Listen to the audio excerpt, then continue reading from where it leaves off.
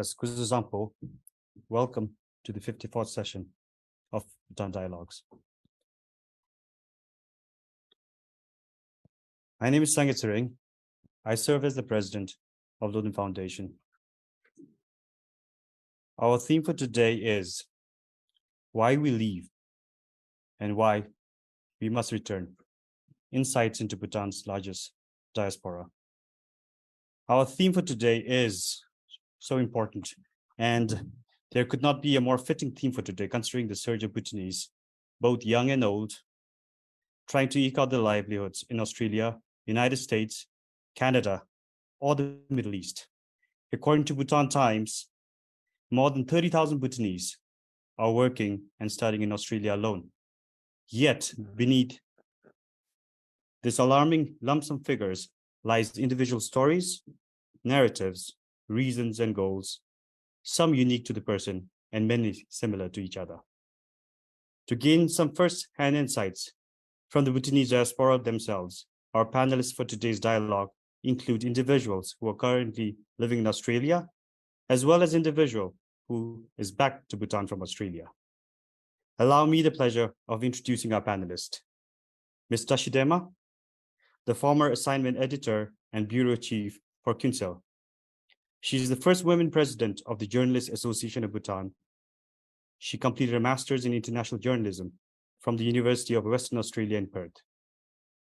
Mr. Kuenga Lhendup, who is a PhD candidate at the University of Sydney, served as the museum consultant at the Bhutan Foundation, deputy director at Reuters Textile Academy, and project manager at the Gyeltshen Charitable Trust. Last but not the least, we have Mr. Jimmie Thinley, an ardent blogger. He's a Noida International University gold medalist in Masters in History. He served with the Ministry of Education as a teacher for the last 12 years, serving communities as far as Laya and Hamuzinka. He recently moved to Canberra. Our host is Mr. Ngawang Gyeltshen. He is the founder and CEO of Bhutan Food, One Young World Peace Ambassador, European Development Day's Young Leader 2022, and he serves as one of the Loden Board of Trustees. Welcome to all. Before we start the conversation, some house rules. There will be a Q&A session afterwards, and I'd like to request the questions to the panel be kept short and to the point in the interest of allowing time for more questions and for in-depth responses, rendering the Q&A session a meaningful exchange. Our online viewers may drop their questions in the chat box. The Bhutan Dialogues team will compile the questions and read them out during the Q&A session. Thank you, and Tashi Dema. The floor is yours, Ngawang.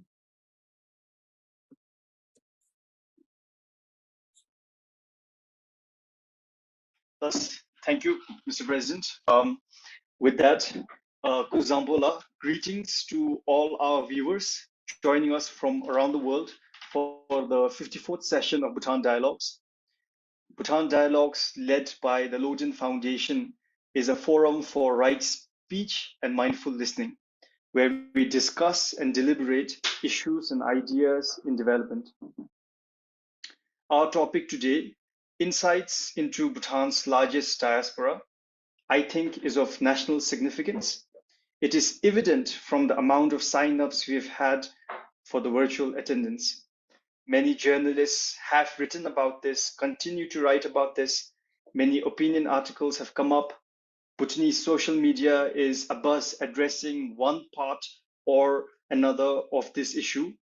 And I think we have reached a point of critical mass where it must be addressed in an attempt, a genuine, heartfelt attempt to understand this issue.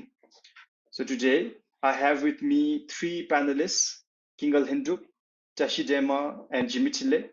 Thank you, La, for making the time and accepting our invitation to join this panel. Now, all our panelists have lived in Australia or are living in Australia right now. So before we delve into the core of our conversation, can you please tell us more about your experience, your connection to Australia, so our viewers may be able to understand where you all are coming from individually? So an open question to our three panelists, like if in any order you can begin. As a only woman panelist here, I think I'll take this opportunity. Good evening, good morning, and good afternoon to everyone watching us live or following us live from different parts of the world, following different time zones. I am Tashi Dema, like Sange and Ngawang introduced. I am a 40-year-old woman, a mother of two, and I have pursued this Australian dream for the last 3 or 4 years. I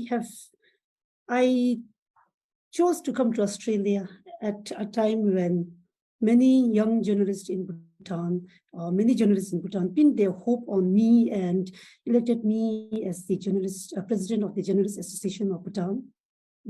I could not serve much, and I am really sorry for all people who believed in me and elected me as the president of JAB. This guilt I will have to live with forever. I really feel bad about it, but those close to me know why I left. I guess, and I am right now pursuing my Masters of Philosophy, and I'm researching on politics and language in Bhutan. Thank you. Kuenga. Plus, Kuzambula, everyone. My name is Kuenga Lhendup, as the moderator mentioned. I lived in Canberra. My wife and I, in fact, lived in Canberra between 2014 and 15. I was pursuing a Master's of Business Administration at the University of Canberra. And after that, we moved back at home. And now presently, I am actually back in Australia at the University of Sydney pursuing a research degree, PhD in linguistics. And the only reason I agreed when Loden approached me was, in fact, I've not been following the news on Australia, nor do I know much about what is happening, except that there is a sudden rush. Sudden excitement among the Bhutanese about going to Australia. But the only reason I agreed was because I have lived in Australia and I have some perspectives. And I thought I could take this platform to share. Thank you. Lasla. And Jimmie Thinley. Kuzambu to all that. Thank you, Loden Foundation, for giving me this opportunity to share my perspectives. In fact, I never thought, the post that I have written on Facebook would be so much viral, that it would be, read and viewed over by many people across Bhutan. Now, I have to write this because as a person who has come here for the last 5 months, I have understood so many things that I haven't, that I've heard or I have just lived from hearing from others about the people in Australia. So the perspective that I have out here is totally different from how things are being told and how stories are being shared in Bhutan. Now, to share something about myself, as mentioned by you, I'm Jimmie Thinley, and then I've been teaching for last 12 years. But at some point of time, I had to really think about moving to Australia, because there were some reasons that really bothered me a lot, and those reasons I would later delve into as the session moves on. Thank you so much. Lasla, thank you. Thank you for making it clear for our virtual audience what your connection to Australia is and why suddenly you find yourself in this panel discussing about this topic. And Tashi actually has just raised her hand virtually, and I was actually going to go back to you because you said something very interesting, and I think we'll have a more organic conversation if it is led by opinions and pointers that you share organically. So Tashi, you mentioned something very interesting, which is those close to me know the reason why I left, and I think to get to the core of the conversation is basically why are people leaving, and what are the reasons that are compelling Bhutanese to leave in such huge numbers. And before we even delve into whether it's a good thing or a bad thing, I think it's very important to lay bare the facts for our deliberation. So yes, Tashi, if you could explain from your personal perspective why you chose to pursue your education in Australia at the height of your career. think before that, before going to that question of why I left, I think, like Kinka said, I was very interested when Sangi asked me if I can be a part of this discussion.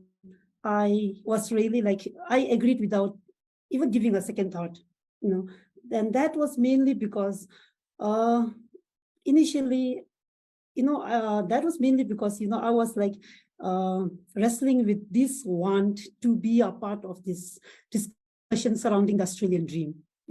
I have followed it. Like Kinga said, I was trying not to follow, but I could not help. So I followed the discussion surrounding Australian dream in Bhutanese paper, in international papers, and on social media. And I was like really trying to be a part of it because I felt that, okay, if I don't share my story, if I allow people who are not pursuing this Australian dream to direct this narrative of the Australian dream, again, I was wrestling between this want and also restraining myself. Okay, when I took a break from journalism, I promised myself that I'll not write anything or I'll not do anything for a while. And that was mainly for my own mental peace and also for my mental well-being. But then as I lock myself in this university office, conducting research, reading academic papers, I questioned the purpose of my life. And then I felt that, okay, maybe I should be a part of it. So I agreed to it. I also feel that it's very important for me to be a part of this discussion, mainly for many young and promising Bhutanese youth in Australia, who really want to come back to Bhutan one day and serve the country now in their own small ways. Like there is the place I stay right now is called Armidale. It's a very small town in New South Wales. There is this Bhutanese youth. He is, this gentleman is a member of the school council here, and then he wants to pursue his undergrad in computer engineering, come up with something innovative, and then so that he could create some job for, and, address the unemployment. Maybe he could play his own role in addressing the unemployment issue that's grappling our country. And also, I also felt that, okay, I need to be a part of this dialogue, mainly for our many Bhutanese parents here in Australia, their children is in academics, is in sports, in state level, not only in their school, but in state level. But they mandate their children to read Dzongkha, read and write Dzongkha every night, every day, so that these children could return back home and serve the country. So I felt that when we, especially on the social media, the narrative on the social media is that, especially through anonymous account, and I believe that the anonymous account holders are people in position or people, educated people, because the kind of posts they make are very relevant. And then these are the, these accounts, they kind of make these allegations, accusations that they kind of make that everyone in Australia, people who are choosing to follow this, pursue this Australian dream, do not love our country or, are after the dollar, So when I felt that, okay, I should be a part of this discussion for the youth and also for many of us here, because this narrative is not doing justice to all of us who love our country, who means well, who really wants to serve our country in our own small ways. Now coming back to Ngawang's question, maybe I divulge a bit, but coming back to your question of why we live, I think Kinga and Jimmie will have their share. But for me personally, I feel that a lot of Bhutanese, they live mainly because in Australia we can earn and also learn together. The Australian education policy, the rules, regulation, it facilitates that. So you can upgrade your qualification, you can gain knowledge, you get to live in a system where, systematic procedures, where we don't have to know people or we don't have to use connections to avail services. So I think that people come for that. And also the system here, the education system especially, it facilitates us to earn when we are studying. The other objective, I think a lot of us right now today wants to come to Australia is because the education rules, policies, regulations, again, their objective is to make students successful. Okay, when I started my Master's of Philosophy, I was telling my supervisor, okay, I'm new to this academic, studies. I don't know. I was just a journalist and I don't know much about academic writing. And he would always say, don't worry, your mental well-being is important. As long as you are, you are well and your family is well, you can always complete your studies. So you can, that kind of facilities are there. And also many, like for this dialogue, I try to, because I got a feedback from one of my friends here that, okay, the panelists here are people in this, mid level or in our early 30s and 40s, maybe late 30s or early 40s. So then I was thinking, okay, I should get this view of many youth. So I asked them why they chose to come here. And many of them say that that's because here you can just, maybe you took arts in your undergrad, year 12 and 11 and 12 in Bhutan, but here if you're interested in nursing, you can take. But in Bhutan, that's not possible, So that kind of, I think the education system here facilitates that, and that I think attracts. And again, the other thing, economy, and everyone is treated equal here. I think that Kuenga and Jimmie would, I think they will say it later. But why I left at the peak of my career, and also at a time when I was elected as the JEP president, that was mainly because all I can say is it's not about money.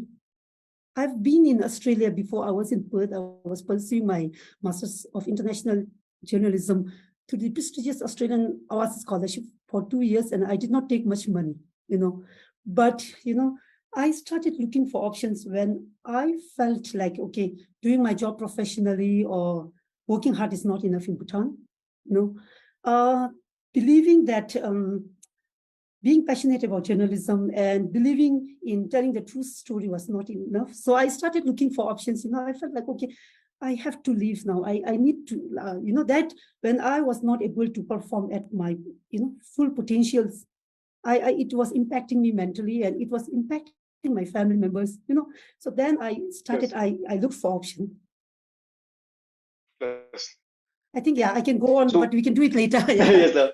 Yes, Sorry. No, interesting, because you mentioned 2 points that I would like to later touch upon as we continue this conversation. The first one being people who are not in Australia directing the narrative of the Australian diaspora, and also the facts about the living reality of being in Australia, the impacts, for example, Bhutanese children there. And but yes, my question was basically on why did you choose such a drastic move at the peak of your career? And I think we've got some very interesting answers that we'd like to touch upon later. But Kuenga, what about you? I mean, what compels you to pursue your studies in Australia? That as a personal matter, but also rather generally, why do you think people are leaving in such unprecedented numbers? Mm-hmm. Thank you, Ngawang. I think, to be very frank, one of the main reasons why I opted to do my master's in Australia 7 years ago was the economic benefits that I could derive from my 2 years of stay. My master's in Canberra was sponsored by one of the private donors of the RTA. And when I sat down with him, he actually gave me the option to go anywhere in the world. And when I told him that the reason I wanted to go to Australia was because I had worked in the RTA then for about 10 years already. And I was barely enough to save. I was just living hand to mouth, salary to salary. And that if I go to Australia and stay there, and in addition to the globally competent master's degree, I could make, I don't know, a couple of $100,000. He was shocked, and he instantly agreed. And true to that, I think I was in Canberra for 2 years with my wife. We worked really hard. I worked there for the most part as washing buses, cleaning clubs. And I'm really proud because the difference, the economic benefit that I've derived has really changed the life that I live now. And I'm really thankful for the opportunity that I got to stay in Australia. And now when it comes to what is alarming now, I mean, people have always been going to Australia for over 2 decades, probably from Bhutan, right? After the Australian aid started many decades ago. But what is alarming is, why are so many people now rushing to Australia? I really do not have the answers. And this type of stereotyping, like Tashi mentioned, is quite sad, actually. stereotyping people who are going to Australia as greedy, money-minded, and even unpatriotic, which may not necessarily be true. I personally think that the reason people are arriving is mainly, to be really frank, for the economic benefits. And the main reason behind that is, I think, my personal observation is the economic disparity in Bhutan has really widened over the last few decades. When I was growing up in the early 90s in Thimphu, I mean, almost all of us were equally poor or equally rich, so to say. But now, especially with the social media, I think the perceived economic disparity has really widened. And this is, I think, detrimental to the sentiment of unity, solidarity, and harmony in the country. Because when you see someone doing well, when you see one of your relatives or friends who have gone to Australia, and in a couple of years, their lifestyle has changed, they have much more disposable income to support their family members or community projects at home, then, I mean, this would really definitely compel other people to follow. So this is my personal opinion. Lesla. And what about Jimmie? What's your take on firstly the same question that I asked Kinga and Tashi, which is why did you choose to leave your profession and go to Australia, and why do you think others are doing it? My answer is simple and straightforward. When I look back 12 years ago, and then when I see just now, I have nothing. I have saved nothing for emergencies and any other things that can come up suddenly. So it's when I think of that now, it really worries me that I'm not in a position to support anybody. So if my life is all about myself, it would not have mattered much. But I have so many obligations. I have families to support, and then I have loans to clear. I need to look at other social obligations. So it is all about, at the end, we need to put food on the table, and that just by being in Bhutan and then doing the work up there.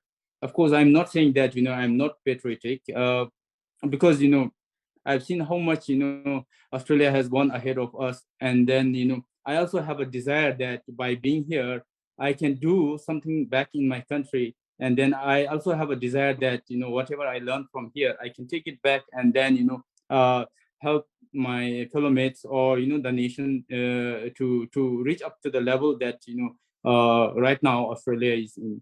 So that is the reason why I have come here, mainly in order to, as Kinga pointed out, it is for the economic benefits.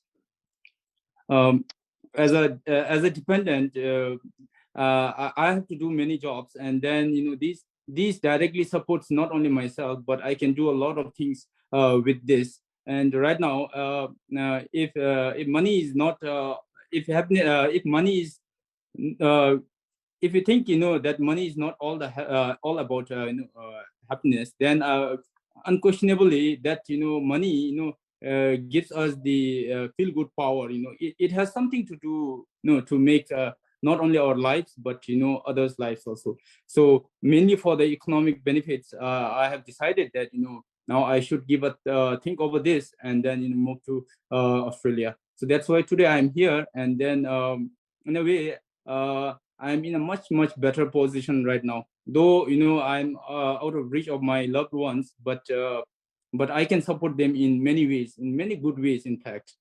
And this also gives me, this gives me a good feeling in me.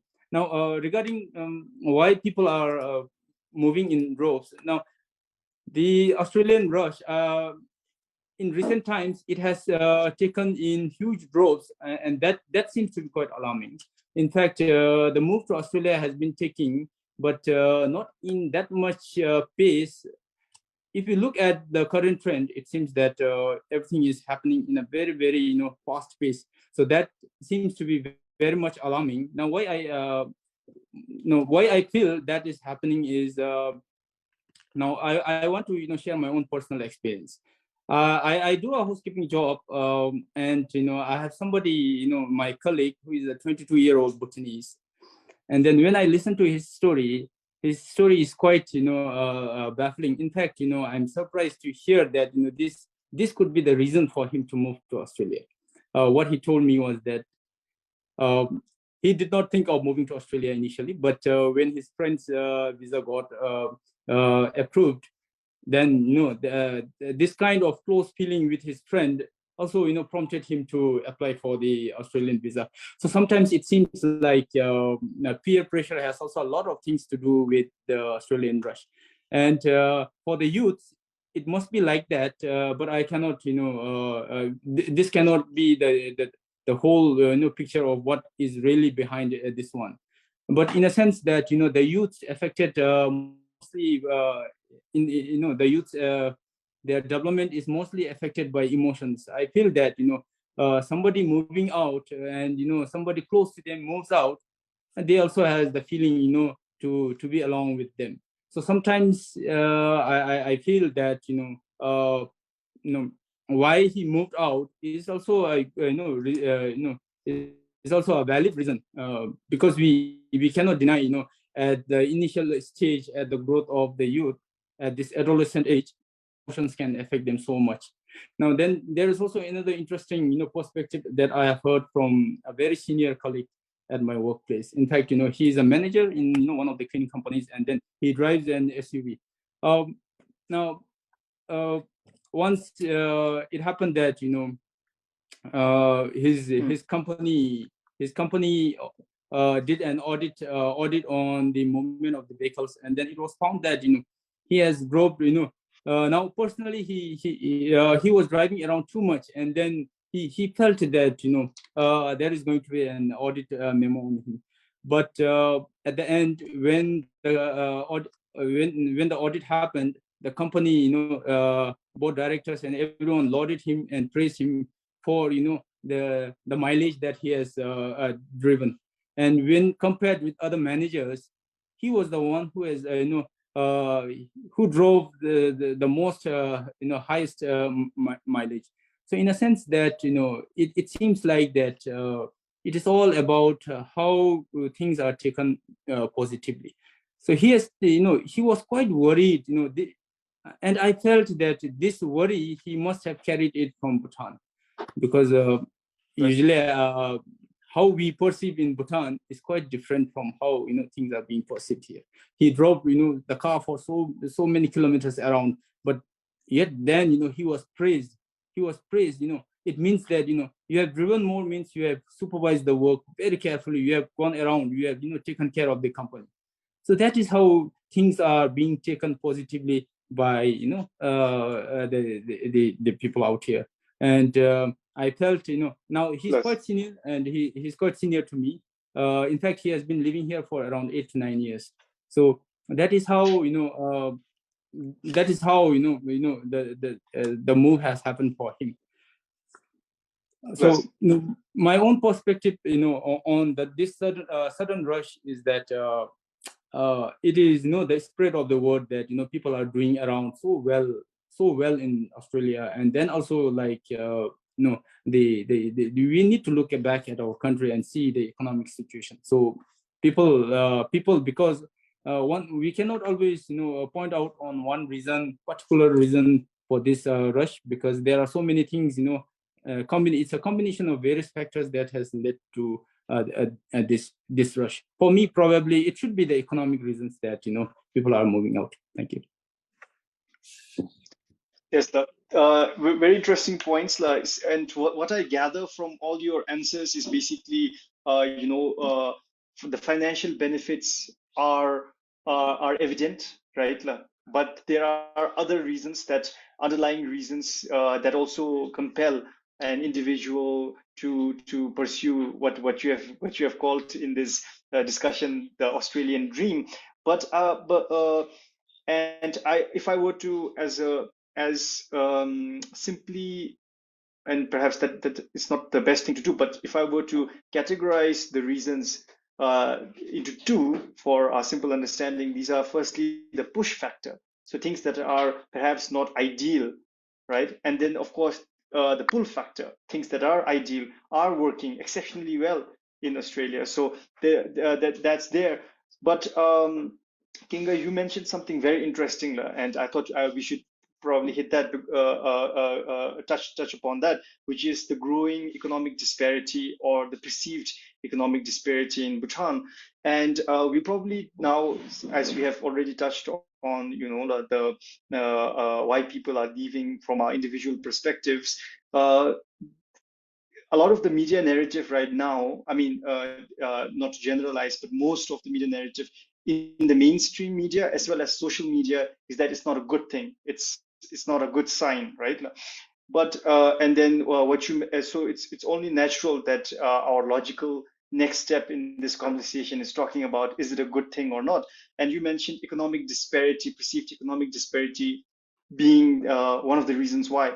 But I wanted to ask, with people leaving in such large unprecedented numbers in Australia, don't you think that this is also inevitably going to cause economic disparity? So, for example, you look at remittances that are considered to be one of the main reasons why Bhutanese supporters of people leaving for Australia, America, Canada say that the remittance that is sent back is of such value, right? But then at the end of the day, if you are to highlight that economic disparity is one of the reasons why people are leaving, don't you think it's creating this inevitable eternal loop where living costs in Bhutan is going to escalate? So yes, what do you think about that?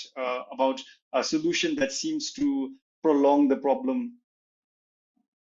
I agree, Ngawang.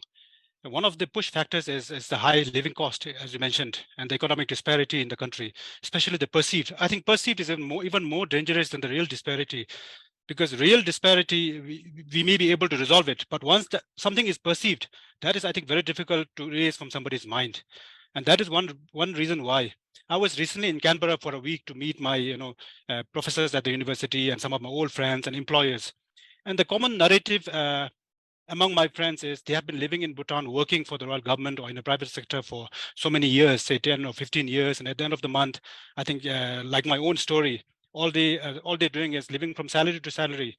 And now that they're in Canberra or wherever they are, they're able to save much more and give back, support their families back home, support their communities. And there's, I think, like Jimmie mentioned, there's a feel-good factor. You want to, we have always been a very close-knit society in Bhutan. And there's a feel-good factor of giving back to your communities, giving back to your families.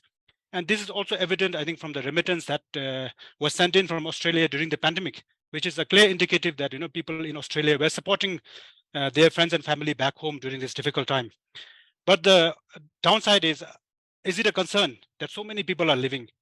Definitely, yes. I think there's no two questions about that.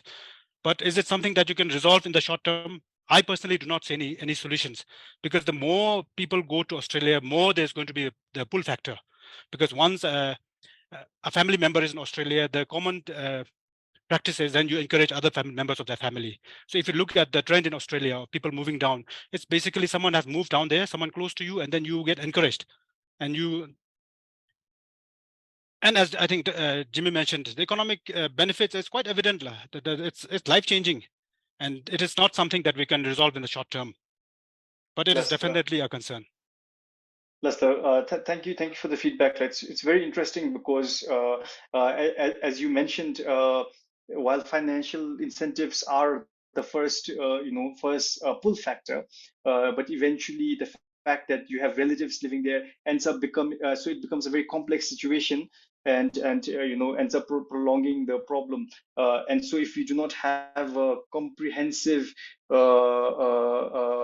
analysis or understanding of what is happening, then it just we might just misunderstand and say it's only because of the financial incentives, which is a very dangerous thing to do, especially at the stage that we are in right now. Kuenga, you wanted to continue, perhaps? Yes, I just wanted to add, Ngawang, in the last 2 years, as part of my studies, I lived in Berlin, Germany. I was in Australia last month, and now I'm back in Bhutan. And I just wanted to point out, I don't know where the problem is, but I just wanted to point out, for instance, in Germany, Berlin, where I was, the cost of fuel, it's about 1.9 euros a liter, which is about 150 ngiltrams approximately. And then in Canberra, it's about 100 ngiltrams a liter. And in Thimphu, it's also, cost of diesel is also over 100 ngiltrams. But if you look at the minimum wage and the living cost, the minimum wage in in Germany, for instance, is about 1,600, 700 euros, which is 150,000 Giltrams. In Canberra, it's about 3,000 Australian dollars, which is also about 150,000 Giltrams.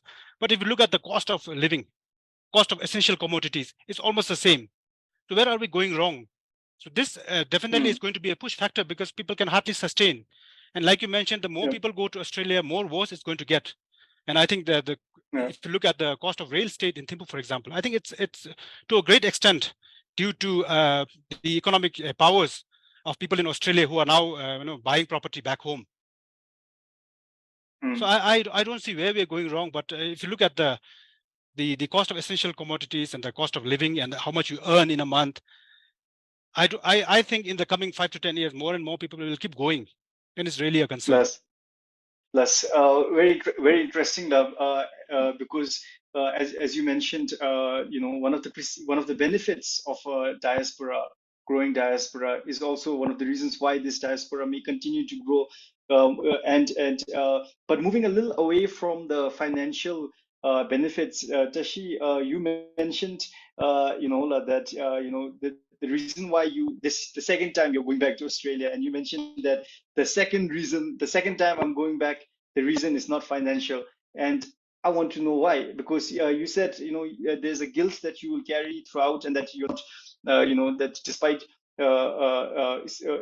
despite being elected as the first female president of JAB, that you feel that you have not done justice to this achievement. And I just want to know why, because for perhaps we have in attendance right now young journalists who are looking up to who have seen your career and are watching this session very intently. So please tell us what was the non-economic reason why you left?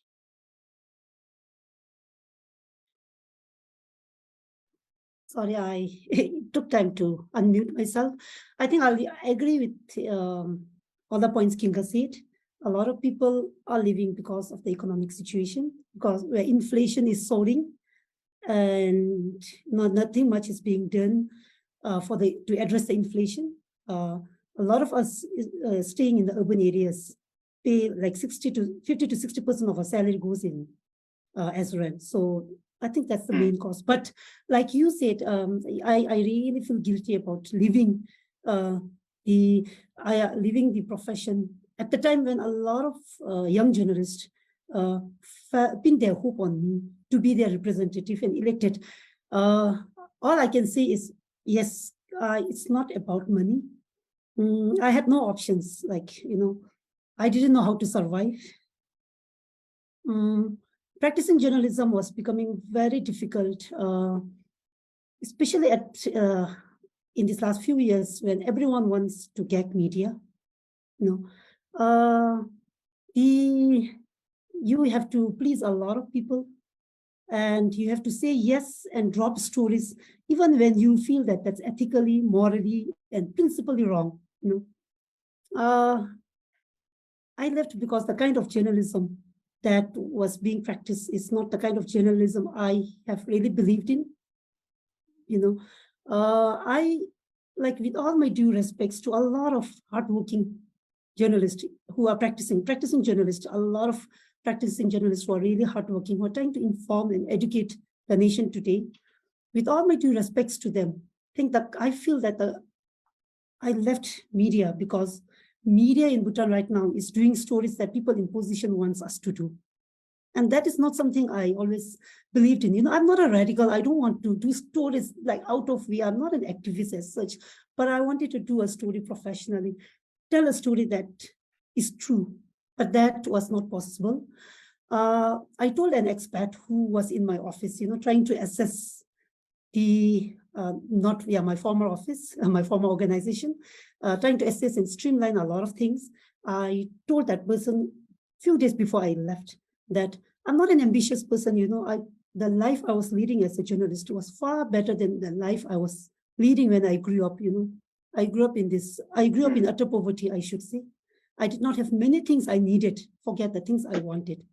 So, but then, it was becoming, but then I was forced to look for options when there was no support from the, your people, the moment we talk of promoting meritocracy, we talk of promoting professionalism, but that does not happen. And my heart aches whenever I see a young, a very promising Bhutanese professional here in Australia. So I make this point to ask them, I make this point to get in touch with them, ask them why they left. And many told me that they left because a lot of them told me because they left because of the inconducive working environment, nepotism and favoritism.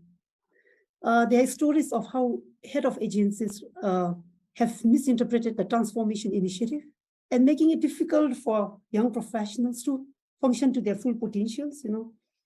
A lot of us expected, I think, when His Majesty talked about His Majesty, mentioned about Ngar and grit in the royal address to the nation in last December.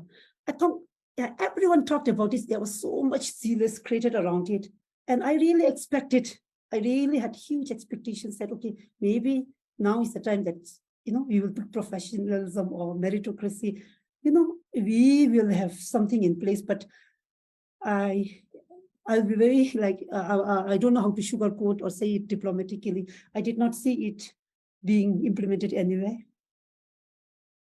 And it's really forcing a lot of our good educators, good engineers, good doctors to leave the profession. And for a lot of our people in position in Bhutan right now, I heard that many are saying, okay, the moment you are a person leaves the system, for them it's like good riddance, let them leave. They can be replaced. No one is indispensable. I feel that those in position are saying that because for them, it makes it very convenient, There's no one to question whatever they do, and then they can do whatever they want. But the country is going to lose in the long run. So I wish and hope that our people would recognize this and try to do something about it. Thank you for sharing your personal experience and of choosing this direction at this point of your life. And I would like to ask Jimmie the same question in terms of but then taking pointers from what you just said, which is the conducive environment and all those push factors that you just mentioned. But don't you think that, and this is not just a question for you, probably Kinga and Jimmie can also answer first, and then but don't you think that the people who are leaving also sort of have a responsibility to correct the system? Or do you think that being out of the system or being out of this situation, you would be in a better position to contribute, right? And not just economically, but do you think that your absence is sending a message, or do you think externally you'd be in a better position? And it's not specific to just journalism as your profession, but also Jimmie, as your teacher, right? You were a teacher and you left your profession to pursue this new dream, right? And you mentioned economic factor being a very important for you. Economic factor or the incentive was the main reason why you left. But many of your colleagues say that the teaching profession is not as optimal in terms of job satisfaction. So don't you think that individuals who are leaving are also sort of contributing to the problem by not being there to address it to begin with? And perhaps Jimmie, if you could answer, and then we can go to Kinga and Tashi. Thank you, Ngawang. My own personal view is that, of course, teaching profession, it's not really, it's not that everyone can do. It's in fact, and over the years, if we look at how the system has evolved, we will really understand how much difficult it is. In fact, I really appreciate, and I have my deep appreciations for those who are sticking to their job and then doing it, with full dedication. It's really tough for somebody to get into teaching, and only a teacher can understand what kind of work they are doing, and how much it is really difficult for them to survive. Now, when we look at I being a teacher, and when I look myself from the teaching perspective, of course, it has been really difficult for me to cope up with the system too. But at the end, for me personally, it was only the economic benefits that has prompted me to move out. And then when I also hear from my colleagues, of course, it is, they never talk of, formally they never talk of the economic benefits. It would be always some kind of, like, we are not able to deal with the system. We are not able to, cope up with our bosses, the work environment. All these, I feel, are some kind of, coating. But whenever, I get calls and, from my teaching colleagues, the first thing they always, tell me, they ask me is how much I'm being paid, per hour. So that itself, shows that, they are living on a dire situation. Now, this is, the mid of the month, and I'm already worried for my, fellow mates. They must be digging deep into their purse, and wishing that the month comes to an end soon. So sometimes, it feels that, these are the things, that is coupled, by other various reasons that makes, people to leave the system and then, go out for other greener pastures. And I tell you, money, it wields power, and when money wields power, people definitely go for that. I feel like that. That is my own personal perspective. Listening from our teacher friends. Lasla. And what about Kingala? What's your opinion on this? So if I were to rephrase the question. Yes. If I was to please. rephrase the question, right, apart from the economic benefits, there are so many other factors, right? And obviously, the solution is not to completely abandon addressing these problems. And by saying that, I'm in no way saying that an individual has a sole responsibility to completely change the system. I mean, it's a collective responsibility we all share. But then when the individuals end up becoming a collective, it's obviously of grave concern. So, I mean, so what do you think about that?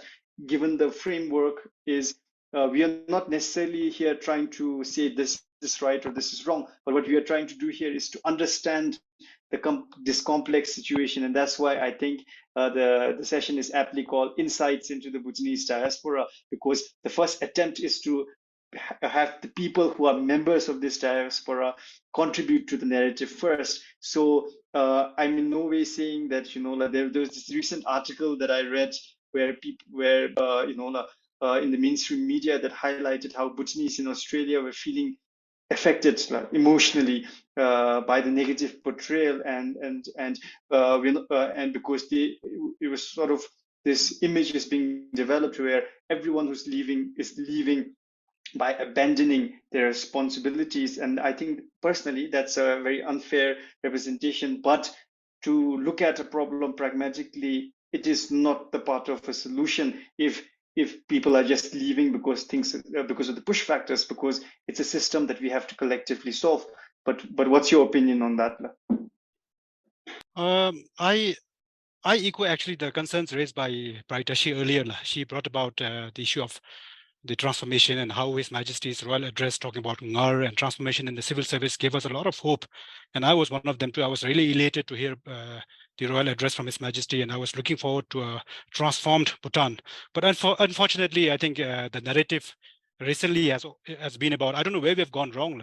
And people who are in position, I think it's time to reflect, because lately it's been about fear. And there's the general conception is, perception is that there's no freedom of speech. The moment you disagree to a certain authority or to an organization, you get targeted. And then I had a friend who actually was on her way to Australia last week, and she was I was chatting with her. She was already in Bangkok, and she said she already feels free. Back in Bhutan, she always felt like somebody was keeping track of her movement. Now I don't know whether that's true or not, But what I said earlier is there's a perception that there's strong corruption, nepotism, favoritism. Is there really corruption, nepotism, favoritism? I'm not the right person to say so.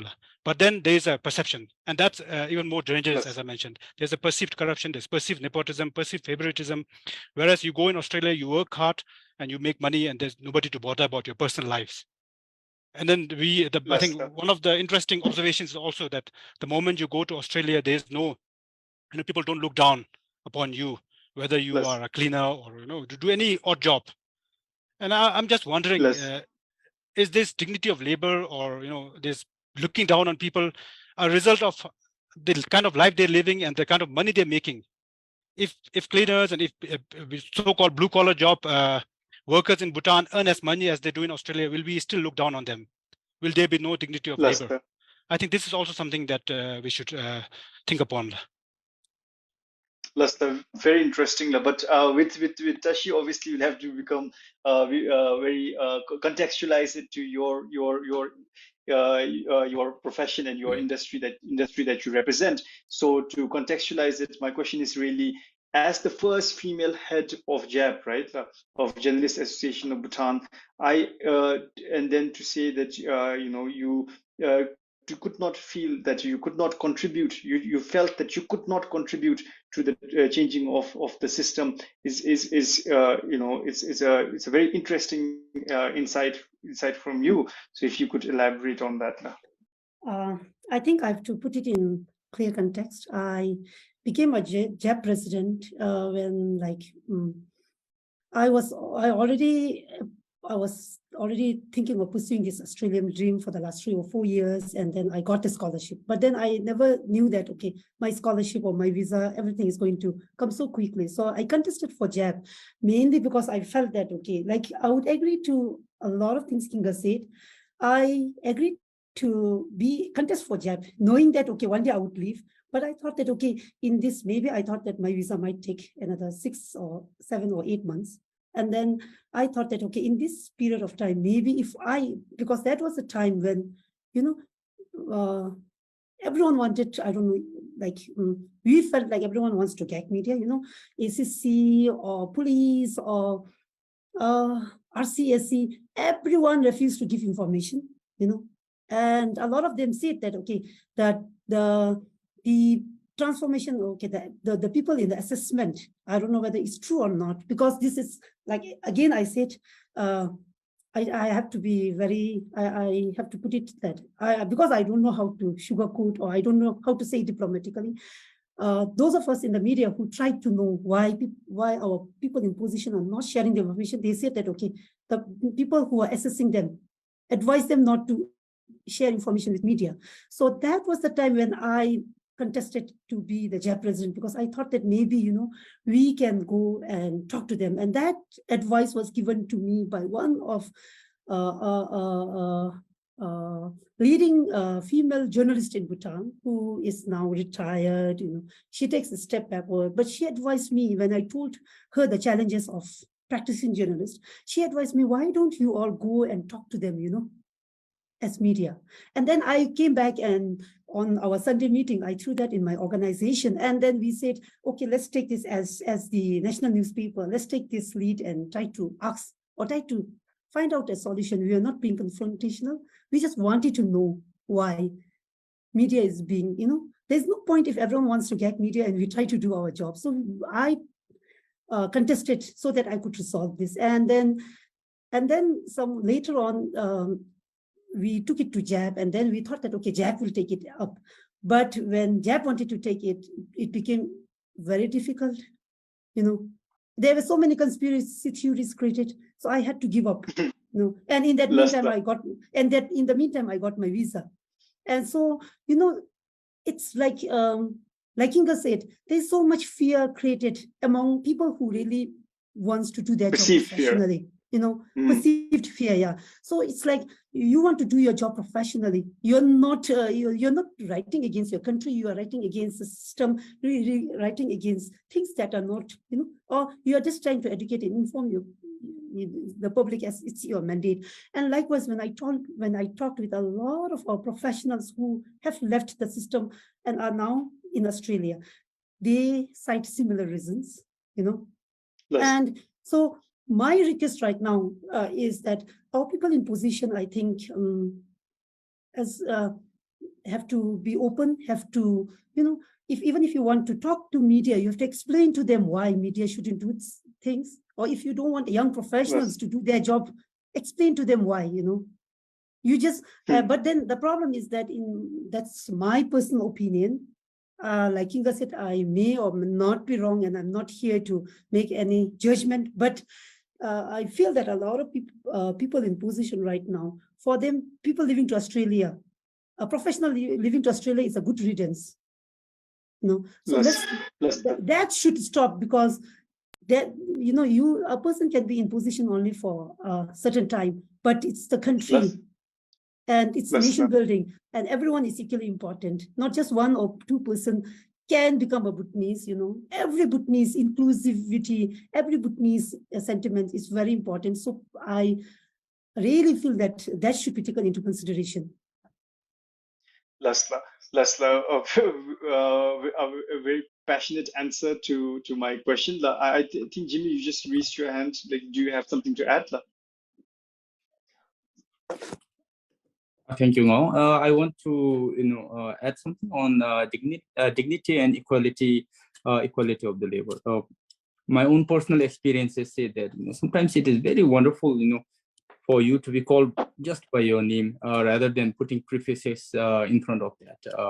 Maybe it's a kind of culture in our country. Like, say, there are so many prefixes that you can name up. I would not mention that, but here, I'm just a cleaner, working in a 5-star hotel, and then the CEO comes and then he says, "Hey, mate," and then I just answer by his name. So how wonderful it feels, when you are being called by that by that name. It brings him down, equal at my level, and then the conversation goes quite frank, and there is no shame for us to feel that you are doing a petty job, or he is in the position, the higher position. But I don't know that I don't know how this kind of things would really be relevant in Bhutan. Would that be really would that really be accepted by those who we know as the people who have the authority, who have the power. So sometimes dignity and equality is also a good thing. Irrespective of what kind of jobs you do, you are being referred just by your name, just to hear you being called by your name in itself, is like you are treated equal to all. Thank you. Thank you for the additional points about that you just mentioned. But since our topic has why we leave and why we must return, and we can clearly divide our conversation into two. But I think there is a segment in the middle that we sort of uncovered in our discussion that I think deserves its own attention, which is we're talking about why are people leaving, right? But that's the reality for Bhutanese who are in Australia or are planning to go to Australia. But what about children being born in Australia or are being raised in Australia right now? For them, the reality is no longer why we leave. The reality is obviously what does being a Bhutanese mean to them? And obviously, some of you have your children in Australia right now, and they will probably spend an impressionable amount of year living in Australia. So what are your perspectives, or can you give us a general idea of what the diaspora in Australia has opinions they have about this particular issue? And maybe Kinga, if you can answer this. Yes, thank you. I think this is a very important consideration. Like I mentioned, I was in Canberra recently, and I met one of my former employers, and he told me he made a very interesting remark. He said, "Kinga, the Bhutanese have now become lazy. They are becoming more and more like Australians." And the reason he mentioned that was not that we were literally becoming lazy, but I think people are now taking it easy. People are there. Most of the Bhutanese are there for the long haul. They are not after long hours of work and as we used to earlier. So therefore, this is a reason for concern, because people are we might come back at some point in time. I came back. My wife and I came back. because I also had a study obligation. My wife was, in fact, by her her former employer agreed to sponsor her PR, permanent residency in Australia, but we chose to come back. And now this time I went back not for economic reasons, but for my personal reasons to pursue a higher degree. But then it is really a concern because people might come back at some point, but will be too late. And for children who are born in Australia or who are growing up in Australia, I see a very slim chance that they will return. Let me give you a personal analogy for base it on myself. I am from Kurti. My parents live in Kurti right now, and I make it a point to visit them at least once a year. It's a very difficult, long journey. It's an expensive journey, but because they are there, I make it a point to visit them at least once a year. But once they're too old to live on their own and they move with, with one of my siblings or with me, I may not have a strong reason to go back to that community. Now apply this to the children who are growing up or who are born in Australia. Their family members are already in Australia. Is there what is that strong reason that will compel them to come back? So that is really a concern, in my opinion. Lasla, maybe Tashila, your opinion on this? I think for this dialogue, because I got the feedback that it's mid-career or like people in their mid-life, I made a point to talk to young Bhutanese youth here, like Bhutanese youth here in Armidale. Armidale is a small town in New South Wales, and we have about 50 members in the Bhutanese community. A lot of them are youth. And I talked to some of them, and they told me that, okay, they would want to study here because of the different diverse education options, and they would make money and then return home. Their intention is to go back to Bhutan, but like Inga said, it might be too late by then. But I personally would feel that His Majesty's Gyeltshen project, where we would mandate our youth to come back and serve in the country, that might be, that might attract a lot of our youth to come back and serve, and then once they leave, maybe they would find Bhutan totally different, like how a lot of our expat friends fall in love with the country when they are not living in it, So I pin my hope there. But then, like, again, I just wanted, if I can, I wanted to add on Jimmie's question of hierarchy, where there's no hierarchy. Can I make a short comment there? No. Yeah, of course. Yeah, so we were discussing about this Bhutan dialogue in here with my friends, and then they were saying here in Australia, if whether you are vice chancellor or whether you are a politician, whether you are anyone in position, you don't get drivers, you won't get chauffeurs. In Bhutan, the moment you hold some position, you would want your driver to open your drawer. You want your driver to go. I know many personal stories of how some people mandate their drivers to go and open and tell the people, okay, my MD is coming, can you do this? That kind of, so this hierarchy has to stop. And if you want to attract our young Bhutanese to come back, we have to stop this system of where, you expect everyone to respect you. We call it culture, but I think that would put a lot of our youth, that would push a lot of our youth away. So if we stop that, and if we stop misusing our national resources, just for example, like a lot of people in position they have no hesitation to allow their office vehicles to drop their children, pick up their children, and that when our youth come back and when they see this, I think that's really going to dishearten them. So we have to stop this if we want our youth to return, I think. Laszlo, very interestingly, Jimmie, as a teacher, I'll come back to some of the points you mentioned, Tashi, but Jimmie, as a teacher, having served as a teacher, and what's your opinion on this Bhutanese young children, a new generation of Bhutanese being raised or being born in Australia? My biggest concern of this Australian rush is not about the current crop of people who migrate to Australia. It is more to do with the next generation who is going to who is going to be born and who is going to be raised out here in Australia. Regarding the sentiments towards the king, the Rugelpo, the country, and then the people, I don't think it will change much. And their dedication, their feelings for the king, country, it may remain same, but and religion and cultural too, because it can be passed down from the parents to the children. But the bigger question is, will they return? Will they return? Now, having their life adjusted to the Australian way of life, and for that matter, any other culture, outside Bhutan, it will be very difficult for them, to adjust to how life will be back in Bhutan once they return. Now, see, any Bhutanese coming to Australia for the first time, keeping example on myself, we get some cultural shock when we come here. Now, the same people, their children, their offsprings born in their children born in Australia, when they go back to Bhutan, they will receive, they will face, the same cultural shock, of the Bhutanese system.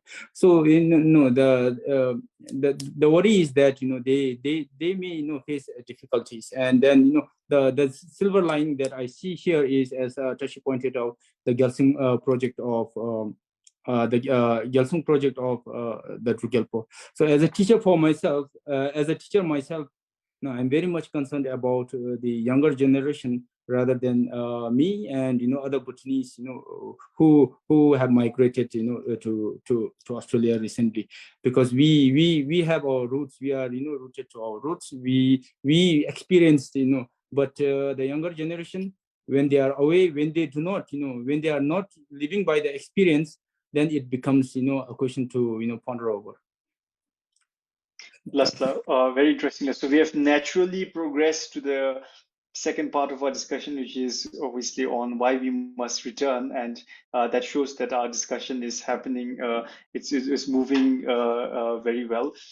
So the question really is, okay, you've already started giving some answers on the question that I'm about to ask next, which is, we know why. So we have sort of uncovered the reasons why people are leaving. Somewhere in the plain sight, some hadn't been addressed before, but why will people return, right?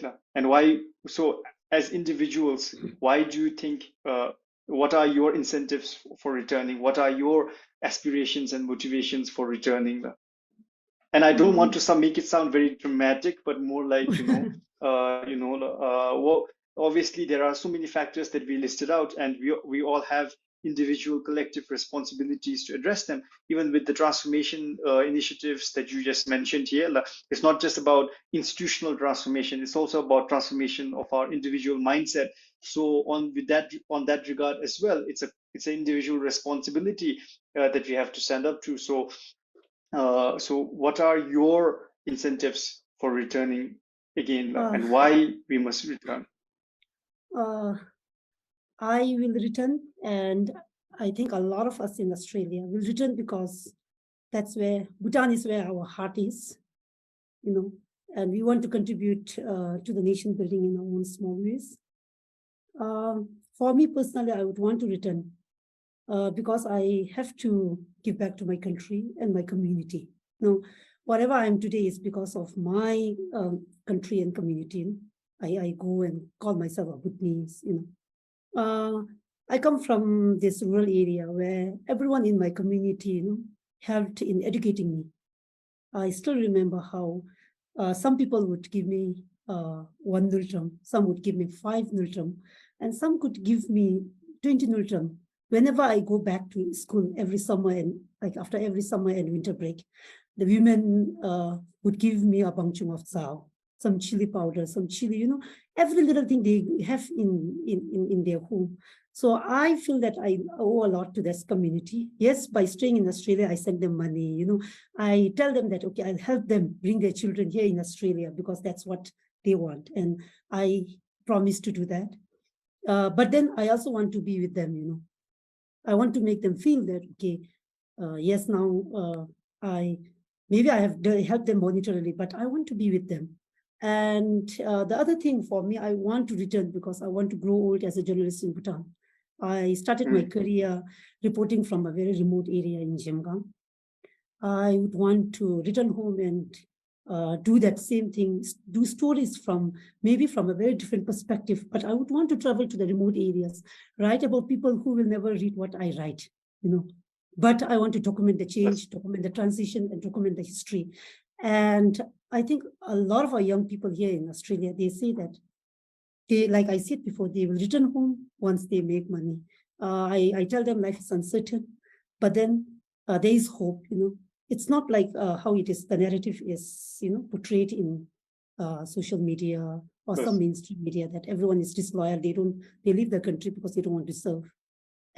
Every Bhutanese, I think, in Australia wants to serve the country. So we would return to serve the country. Laszlo, thank you so much for that answer. One of the main reasons why I personally think that such a discussion is important, like the one we are having here right now, is because it's very important to not have these discussions of national significance in silos. And that's where these perceived fears, these perceived these misunderstandings are developed. And that's why, even though this session was supposed to be for just an hour, we've already exceeded by 11 minutes, and we will exceed for a while, I think. And but given the short duration of time, we obviously will not be able to address every aspect of this complex issue, but we are doing, like I said early on, a genuine attempt to understand this because it is of significance to us all. So with that, I just wanted to let the audience know that some of the virtual audience might be thinking that we've already gone past our allocated time, but we will give more space for our two panelists to answer this particular question, and then to move into the question and answer sessions. And I already see a lot of questions on the question and answer tab. So Kinga, your opinion on this, the way forward now, what we must do as individuals and as institutions to ensure that we return and that it becomes an opportunity and not a problem. Whether we would whether Bhutanese in general would return, we would definitely, I think, we have a very strong sense of patriotism towards the country, love for our king. We would definitely return. But when now, I think, given the change in scenario, when would people return? That is, to me, a greater concern. Because the way I see people in Australia now, like I said, children will find it hard to come back and fit into the system here. Parents are worried that if they come back now, their children may not be able to cope with the system here, cope with the Zonka requirement, and there's a concern. So if they're there for a longer duration, by the time they come back, they're way past. We are way past our age to contribute to the country. And then children, as I mentioned earlier, I think there's a very slim chance that many would like to come back. What is the motivation for them? I think it's very important for us to understand. And I think it's also important not just to ask people in Australia whether they will come back or not, but also as people in positions here in the country, as a country, what can we do to get these people to come back? What are the problems? I think we have to genuinely search within ourselves. And my personal observation is, I think we have to have a strong public discourse. The moment somebody doesn't agree with you, or somebody criticizes your point of view, or there's a different perspective to a certain situation, you get there's, I think Tashi mentioned quite succinctly, you get targeted most often. I personally believe that discourse is very important. I've always believed in speaking out my mind. If you go onto my social media, I've always been vocal. And fortunately, I've never been, nobody has even tried to gag me, but probably also because I'm harmless. I'm just a private individual. But then I hear many stories about people being targeted if you're working in an organization, just because they have a different point of view. And this is something I think as a society that we must really work on. And another perspective, I think I just want to make it a point. I think all of us agree that economic benefits is a driving force for us to go to Australia. But of late, what I've heard from my friends is, and I've lived my life, I've enough, but then I want to go to Australia for my children. And recently, I think there was also a report in one of the newspapers that the quality of education in Bhutan is not at par with international standards, and you cannot find jobs. You are not qualified enough to find jobs in the international arena with the kind of education that you get in Bhutan. And that's, again, counterproductive, because that is again going to encourage more and more Bhutanese go out, because they want to go out so that their children will get better education and will be better skilled for the job market, not just in Bhutan, but internationally. That's very interesting that you mentioned that about not just asking questions about when will they return, but also asking what can we do. But if I may play the devil's advocate here and reflect that question back, and not just to you, but all the panelists here, and also to the Bhutanese living in Australia, which is yes, there is a lot of work to be done in Bhutan. Yes, there are so many areas from institutional structure, operation to individual mindsets. But also, do you think the diaspora in Australia plays an important role? Because as we have discussed early on, remittance being one of the reasons why living costs in Bhutan is increasing. So, for example, the booming real estate market. So, do you think the Bhutanese living in Australia also play a role in contributing to the solutions? So, for example, off the top of my head, I can think of not just focusing on sending remittance, but for example, diversifying their investments, so to speak. So, investing in, for example, ideas of young Bhutan, or for example, if when they do return to Bhutan, not contributing to the status quo. And Tashi mentioned very interestingly that when Bhutanese young people who are right now in Australia return, if they were to see all this archaic hierarchy, all these practices, right, that they would not be happy. But if they were to start their own, businesses, or if they were to join an institution, that they would bring with them these lessons that they have learned. So I think that perspective would be very interesting to see. So do you think, as members of the diaspora in Australia, that you also play an equally important role in addressing this problem, right? So any one of you can answer, like maybe Jimmie or Kinga or Tashila. Yes, Jimmie. On the question of why should one return, and when it has to all do with firstly one's own self-consciousness, being from a Buddhist nation, and our values and virtues all being based on the Tatamse and Lechude. If one is not to return, then I think somewhere that guilty conscience has to prick one's own mind. Now we have to look from that point of view, and then and also if you look at on paper, the reason that the person always moves to Australia is it's always like it's for the study, but in real there are many other factors for them to move. So on paper they would write like when they develop the SOP, one would write my nation has done so much for me, free education, free everything, free, and then I need to come back, and then I need to serve the community. Now that is where we need to question ourselves on whether are we going to return, are we going to live up to our words that we have actually written on on the SOP. So if we are not to return, then I don't think that it is fair on our part to do that. And then and as a whole, we have a larger role to play for the nation, for the development of the nation. Now remittances are just the direct benefits that the nation is receiving. It can change, it can change. It can sometimes go up, it can sometimes go down. It can never be constant. But that should not be a concern. What should be more concerning is that whether people are returning or not, because people who return back, return to the country, they can bring a lot of software skills, software skills in terms of skills, knowledge. And then one example that I can give is nobody can be more time efficient than the Bhutanese working out here in Australia. A whole day's time is broken into pieces, and then it's calculated and then estimated and then done everything as per that time, and then everything gets done. And then that's such kind of attitude, and then the mindset the people develop out here. So such kind of attitude and mindset develop it becomes habitual in a person, and then this can be, when one carries this back to the country, it can be applied same. So that is where an individual can play a greater role in the nation building process. This can be transferred to other people also. So that is why I feel returning to the country is very important, especially the people living all across the globe. Lasla. Thank you so much. Tashi, you raised your hand, so I will give you this time slot. But before I do that, obviously, as you've seen, we have so many questions in the question and answer session, Mula, and some of you, Tashi, for example, you've already started answering most of them.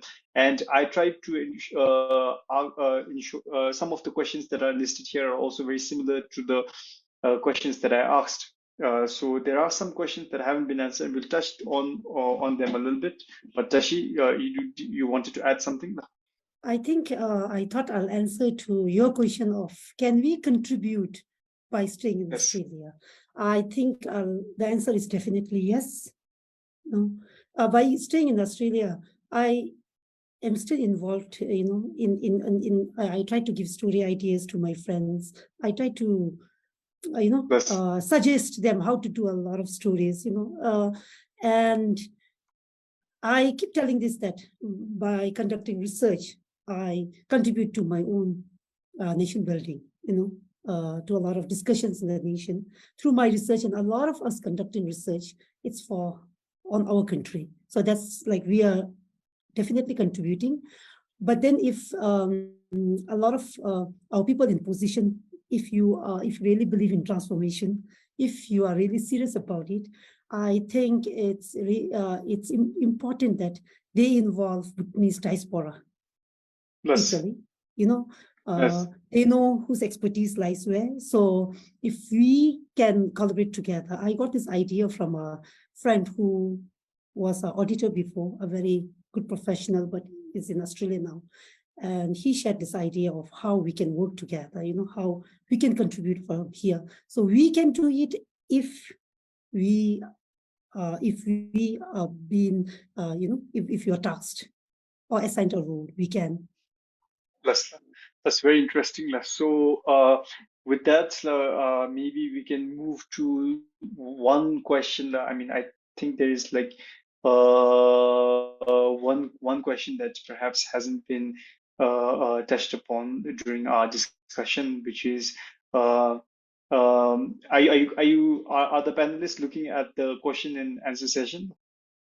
Are you individually looking at the question and answer session, or do you want me to just select one of the questions that hasn't been touched upon, given the constraints of time?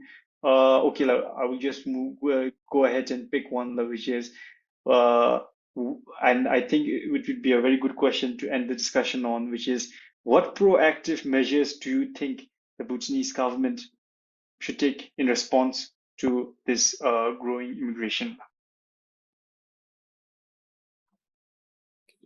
So if anyone wants to, yes, Tashi, please go ahead. I think, firstly, I think I would want to put on record here that the Bhutanese diaspora here in Australia, we have been very successful in preserving our culture and tradition. And while it is very important for us to continue it for our children, and our youth, one thing is, like, if the government, I don't know if it's about stopping the people from coming to Australia, but for those who are already here, I think we already send, our education system has this tendency of sending our Dzongkha teachers to Kalimpong long time ago, and then Delhi, and then even in US today. So if we can have something here, I think now, as Kinga will agree with me, and Jimmie definitely as a teacher, and Kinga as linguist, I think, and someone who is studying language, I think language is very important. And for our national, to teach Dzongkha, if we have someone in place, I think in Perth they have a private school, but not in other areas. But if you have something like that, I think it will really benefit the diaspora. And like I said, I think the government and the people in power should make it conducive for our people to stay back, if not attract or come, make someone else who already left come back. At least those instead of instead of blanketly concluding that, oh, let them leave, no one is dispensable, trying to look into the problem. And then I think then only the solution to any problem, I think, is first recognizing the problem. So I think that's very important. Lasla, thank you. Kinga or Jimmie, if you want to add. Jimmie, yes. Regarding this, the government, to solve. I mean, regarding the question, I think looking back at my own reason to leave, Bhutan and then come here to Australia, because of the economic situation, I had to move. And then, if you look at, many others, it may be same with them also. So for this, what we can really do right now is, we need to solve, rather than blaming the people who are living the country. I think we need to look back and then search the answers within the country only. I think we need to build a resilient economy where the economy can survive from the turmoils of what's happening around. If you look at the remittances, the economy, this remittances, the remittances, is just is a short term.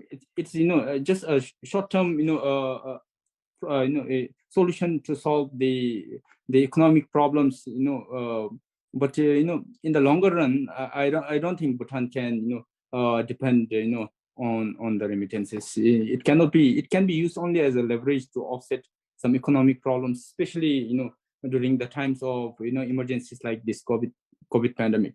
So we need to build an economic system, a strong economy, where there are opportunities for each and everyone to earn a decent and a basic livelihood, to survive through, and and to help the people around them.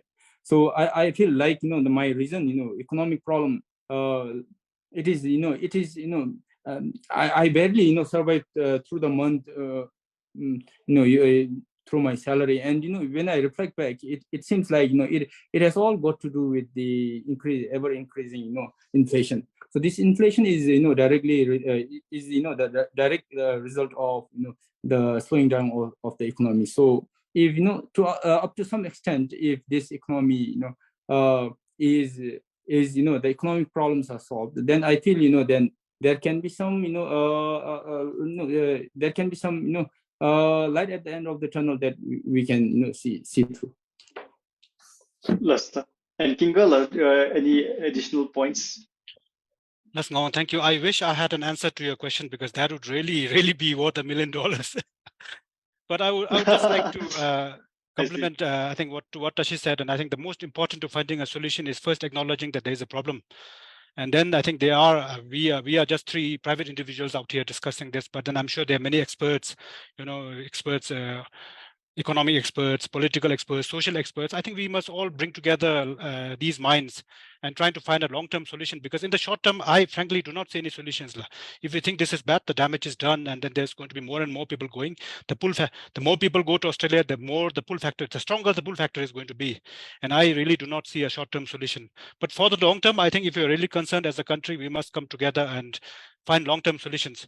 But most important, I think, in my opinion, as I mentioned earlier, the moment we talk about Bhutan and service delivery, we think we are inefficient. There's nepotism, favoritism. And is there really favoritism, nepotism? I don't know. But then that perceived thing is, I think, very detrimental to the growth of our society. I was in Australia lately, and then even there, I think there's delay in providing services, especially in the banks. For example, I had a difficult time getting my bank debit card made. I had a difficult time getting a SIM card. So there's inefficiency in developed countries too, but the perception is the moment you go out of country, everything is, hunky-dory, everything is efficient. And the moment you come into Bhutan, we feel like we are inefficient. That perception has to change. And there, I think the strong responsibility on the government and people in position of power, to change that narrative. How can we change that narrative and work on a communication strategy? Because like we say, justice must not only be done, but it must also be seen to be done. So how can we do to, what can we do to improve that perception? I think that's very important. Lasla. Because the general, I'm sorry, perception is that you cannot do anything without connections here. The moment you have some work in the bank, for example, the first process in your mind is you want to see who, if you have any friend working there. And you go there and you realize that not many people, you could have been in the queue. But then I think general tendency is that whenever we have some work to be done in any organization or any office, you look for someone you know, because then do you think that it's going to be easier to get your work done? So as individuals, as society, as community, I think we have to change that perception, and I think that all of us have a role to play. Lasla, thank you for that. Jimmie, you had something to add, or did you press the raise hand button by mistake?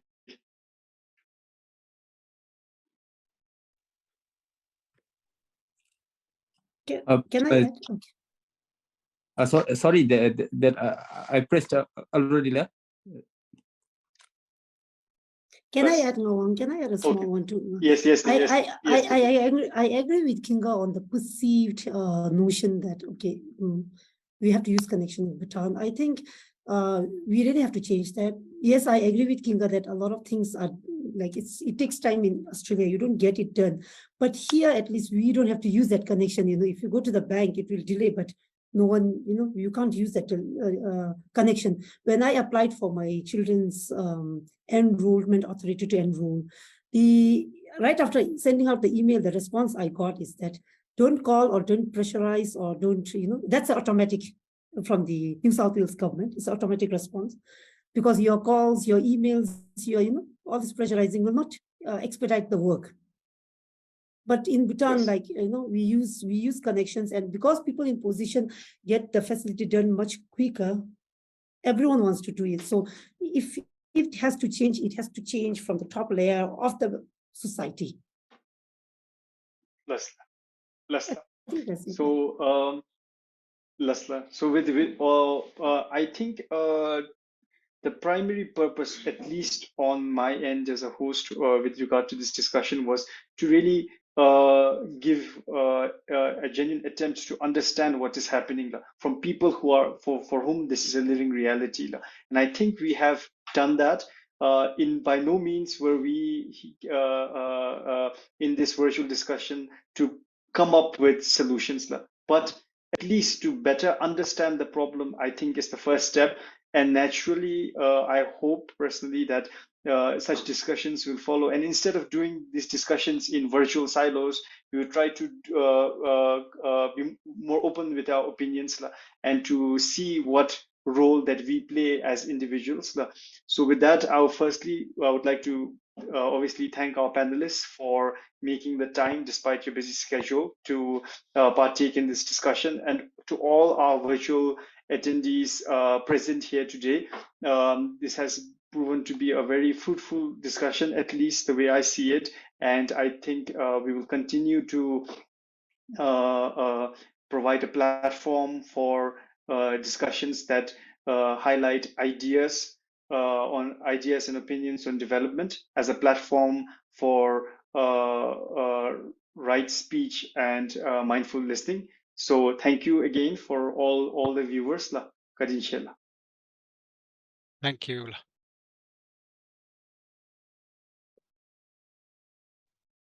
Yeah, thank you.